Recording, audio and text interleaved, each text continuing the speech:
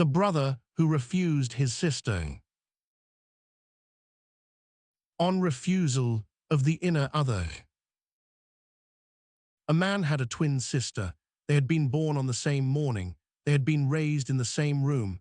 They had played the same games. They had, in childhood, finished each other's sentences. When she had cried, he had cried. When he had laughed, she had laughed. They had, for the first 15 years of their lives, been in some sense one person in two bodies.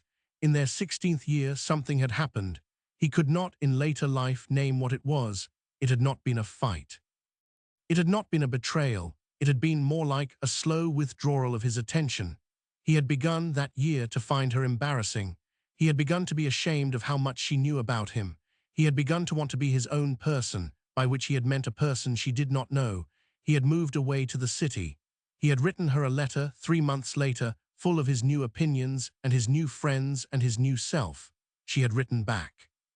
He had not opened her letter. She had written again. He had not opened that one either.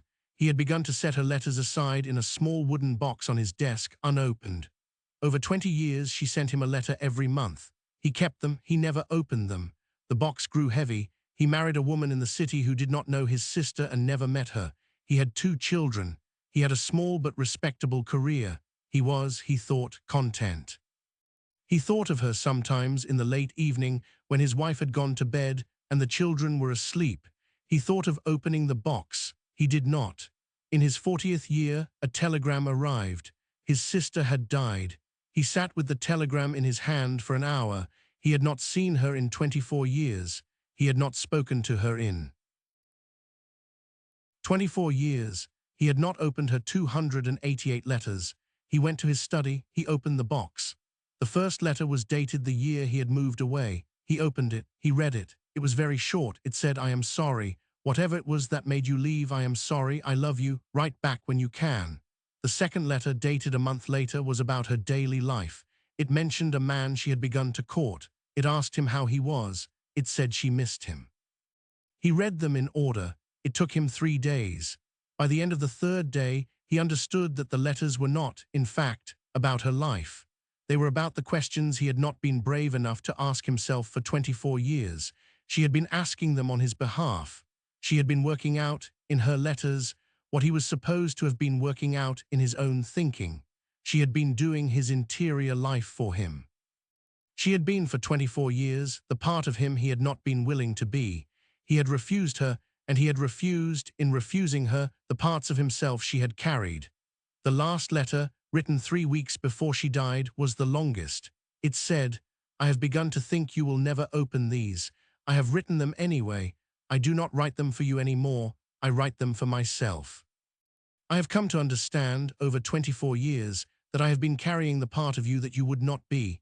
It has been a great weight and a great gift. I have not married. I have not had children. I have spent my life thinking the thoughts you would not think. I do not regret it. But I will tell you, in case you ever open this, what I have come to. The part of you that you refused was the part that knew how to weep. You will, when I die, finally have it back. I cannot carry it past my own death. It will return to you. I do not know how it will return. I hope you are ready." He closed the letter. He had not wept in 24 years. He wept for 9 days. His wife sat with him for the first 3. The children sat with him for the next 3. On the 7th day, he sat alone in his study with the open box of letters around him and wept for things he could not name. On the 10th day, he stopped weeping. He was a different man. His wife noticed it. The children noticed it. He could not have named the difference. He simply found that he could now feel things he had not been able to feel for 2 decades. He found that he could cry at small things, at music, at sunlight, at the slowness of his children's questions. He found also that his sister had come back. She was not visible. She was not audible. But he had the strangest sense, in the months after her death, that she was inside him, in the place where the weeping had been, sitting quietly, no longer needing to write letters. They had, at last, become one person in one body. They were going to be, for the rest of his life, what they had been before the 16th year. He did not, ever, write to anyone about her. He could not have explained. But every time he wept, after that, for the rest of his life, he felt her smiling.